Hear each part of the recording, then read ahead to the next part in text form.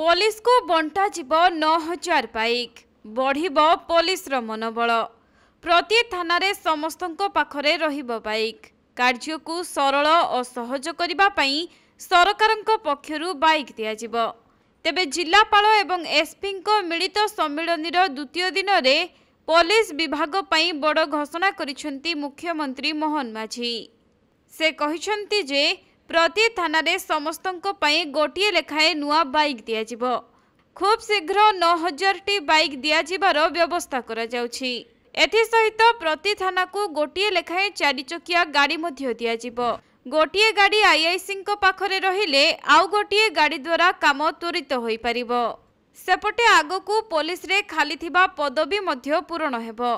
मुख्यमंत्री कहिसेंती जे 2298 होमगार्ड को पुनः नियुक्ति नहीं निष्पत्ति होईछि। होमगार्डक मृत्यु हेले प्रोत्साहन सह परिवाररु जनकू चाकरी दियाजिबाकू निष्पत्ति नेबे सरकार।